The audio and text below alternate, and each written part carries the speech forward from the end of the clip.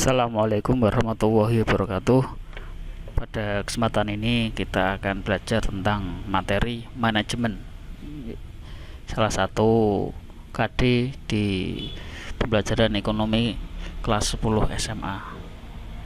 Pada kesempatan ini kita akan membahas tentang pengertian, fungsi, serta penerapannya di dalam lingkungan sekolah. Baik, kita mulai dari pengertian manajemen. Manajemen sebenarnya adalah proses perencanaan, pengorganisasian, kepemimpinan, dan pengendalian kegiatan anggota organisasi dan proses penggunaan sumber daya organisasi lainnya untuk mencapai tujuan organisasi yang telah ditetapkan. Kata kunci dari pengertian manajemen adalah mencapai tujuan yang diinginkan dengan melakukan fungsi-fungsi manajemen yang lain. Sekarang kita lihat tinjauan manajemen. Yang pertama, ditinjau dari segi seni. Manajemen merupakan seni, ya, karena manajemen adalah seni menyelesaikan pekerjaan melalui orang lain. Karena ini seni, maka setiap orang bisa berbeda-beda. Dua, ditinjau dari segi ilmu pengetahuan. Manajemen adalah bidang pengetahuan yang berusaha secara sistematis untuk memahami mengapa dan bagaimana manusia bekerja sama untuk menghasilkan sesuatu yang bermanfaat bagi kemanusiaan. Di sini inti pokoknya dari sisi pengetahuan adalah manajemen ini bisa dipelajari karena secara sistematis bisa dipelajari. Yang ketiga, manajemen ditinjau dari segi proses. Manajemen adalah proses perencanaan, pengorganisasian, kepemimpinan, dan pengawasan kegiatan anggota serta tujuan penggunaan organisasi yang sudah ditentukan. Karena ini ditinjau dari segi proses, maka manajemen itu adalah mengatur input, terus melakukan proses manajemen sehingga menghasilkan output atau tujuan. Nah, sekarang kita belajar fungsi-fungsi manajemen. Ini fungsi-fungsi manajemen menurut J.R. Terry yang paling mudah. Untuk mengerahkan sekelompok manusia yang memiliki latar belakang pendidikan dan karakter yang berbeda-beda, seorang manajer atau seorang pemimpin harus menerapkan fungsi-fungsi manajemen untuk dapat mewujudkan tujuan yang telah ditetapkan. Sehingga inti atau tujuan dari fungsi manajemen sebenarnya adalah mewujudkan tujuan secara bersama-sama. Ini fungsi manajemen menurut J.R. Terry ada 4. P, perencanaan atau planning. 2 adalah O, pengorganisasian atau organizing. A, actuating atau pelaksanaan. C, controlling atau pengawasan, disingkat dengan POAC. Baik, kita sekarang satu-satu kita buka. Perencanaan adalah proses dasar manajemen untuk menentukan tujuan dan langkah-langkah yang harus dilakukan agar tujuan dapat tercapai. Jadi perencanaan itu merupakan dasar manajemen. Di sini plan atau rencana. Rencana ini menyangkut semua yang akan dikerjakan, termasuk tujuan. Nanti ada ide-idenya, ada visinya, akan cara berpikirnya seperti apa, ada grid cara mewujudkan seperti apa, konsep-konsepnya seperti apa, grand desainnya seperti apa. Nah, supaya lebih baik, maka rencana atau plan ini kita buat bisa plan 1, terus ada plan 2 seperti itu. Berikutnya pengorganisasian ya, atau organizing adalah keseluruhan proses pengelompokan orang-orang, alat-alat, tugas, tanggung jawab, dan wewenang sehingga tercipta suatu kesatuan yang dapat digerakkan untuk mencapai tujuan yang telah ditetapkan. Nah, setelah tadi direncanakan secara detail, secara matang apa-apa saja yang diperlukan, maka selanjutnya adalah mengelompok-kelompokkan orang.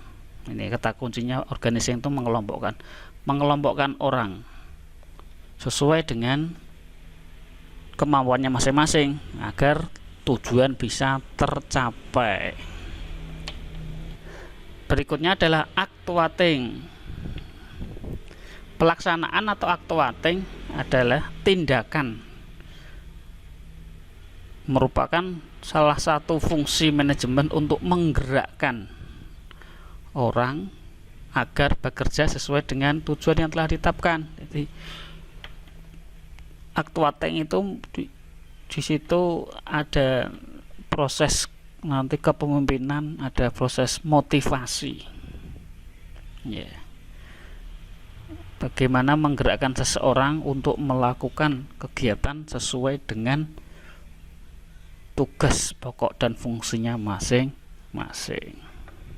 Terakhir yaitu adanya C, controlling atau pengawasan. Pengawasan merupakan tindakan meneliti apakah segala sesuatu yang telah direncanakan, itu apakah sudah tercapai atau berjalan sesuai dengan rencana yang telah ditetapkan. Artinya mengontrol itu adalah melihat kembali apa yang sudah dikerjakan sesuai tidak dengan apa yang sudah direncanakan.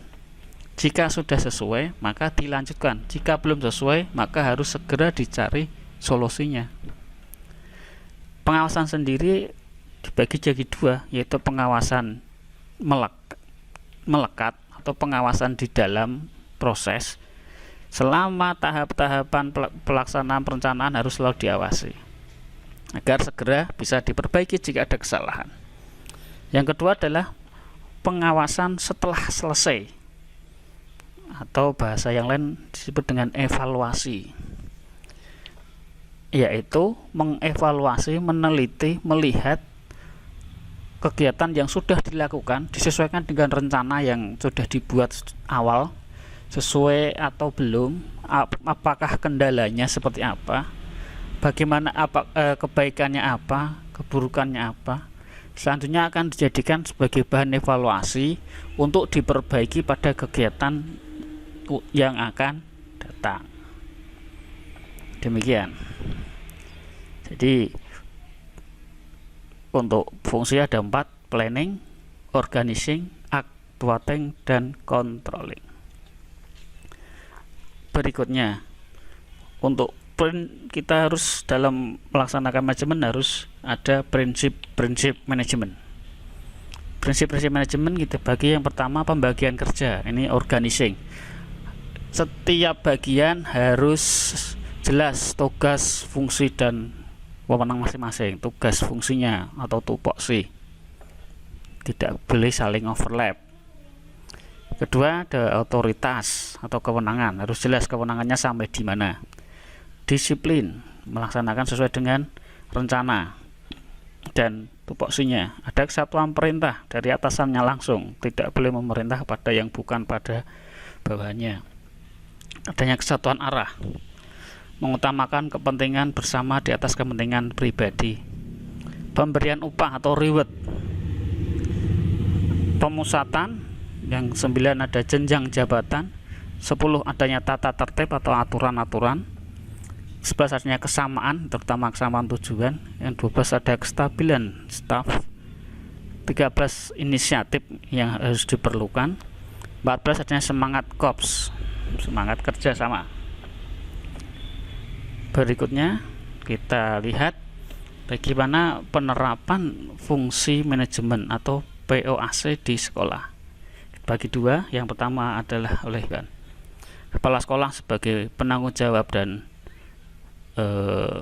manajer tertinggi dari sebuah sekolah harus bisa melaksanakan perencanaan sekolah, harus bisa organisasi membagi kerja, dan juga harus melaksanakan, memotivasi, dan juga harus mengawasi. Secara keseluruhan bertanggung jawab terhadap kemajuan sekolah, bertanggung jawab terhadap seluruh kegiatan sekolah, itu adalah kepala sekolah.